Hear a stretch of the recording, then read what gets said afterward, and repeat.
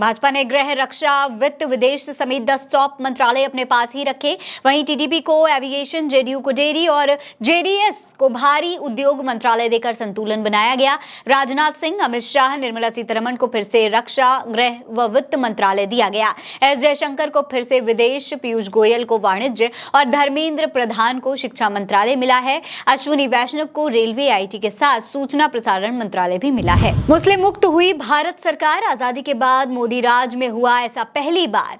नरेंद्र मोदी के नेतृत्व वाली केंद्र की सरकार में एक भी मुस्लिम को मंत्री नहीं बनाया गया। बीजेपी ने एकमात्र मुस्लिम को लोकसभा चुनाव में टिकट दिया था, जिसके हार का सामना करना पड़ा। प्रधानमंत्री नरेंद्र मोदी की कैबिनेट के अंतिम मुस्लिम मंत्री मुख्तार अब्बास नकवी थे। सुप्रीम कोर्ट का नीट काउंसलिंग पर रोक लगाने से इनकार, लेकिन कहा कि गड़बड़ी से परीक्षा की विश्वसनीयता को चोट पहुंची, हमें जवाब चाहिए। एनटीए को नोटिस भी जारी किया। राहुल गांधी ने प्रधानमंत्री मोदी के मंत्रिमंडल पर साधा निशाना, कहा कि पीढ़ियों के संघर्ष, सेवा और बलिदान की परंपरा को परिवारवाद कहने वाले अपने सरकारी परिवार को सत्ता की वसीयत बांट रहे हैं। कथनी और करनी के इसी फर्क को नरेंद्र मोदी कहते हैं। चंद्रबाबू नायडू एनडीए विधायक दल के नेता चुने गए। आंध्र प्रदेश गवर्नर से मिलकर सरकार बनाने का दावा पेश किया। कल सुबह 11:27 पर शपथ लेंगे। वहीं एक्टर से नेता बने जनसेना प्रमुख पवन कल्याण को विधानसभा में फ्लोर लीडर चुना गया। कांग्रेस प्रवक्ता रागिनी नायक का पत्रकार रजत शर्मा पर गंभीर आरोप।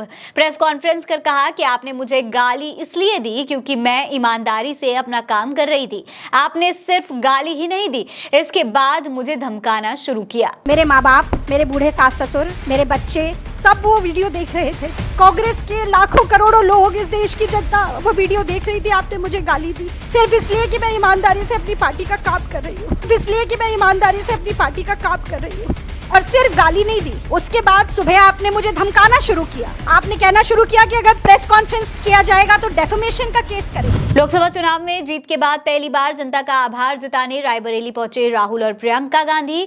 राहुल प्रियंका से मिलने के लिए 500 मीटर लंबी कतार। रायबरेली में 2 किलोमीटर तक लगा जाम। 3000 से ज्यादा कार्यकर्ता मौजूद रहे। करहल सीट से इस्तीफा देंगे अखिलेश यादव, बोले लक्ष्य 2027 विधानसभा चुनाव, नेता प्रतिपक्ष पर फैसला जल्द। मोहन चरण मांझी होंगे उड़ीसा के नए मुख्यमंत्री। केवी सिंह देव होंगे उप मुख्यमंत्री। आरएसएस प्रमुख मोहन भागवत की भारतीय जनता पार्टी को हिदायत।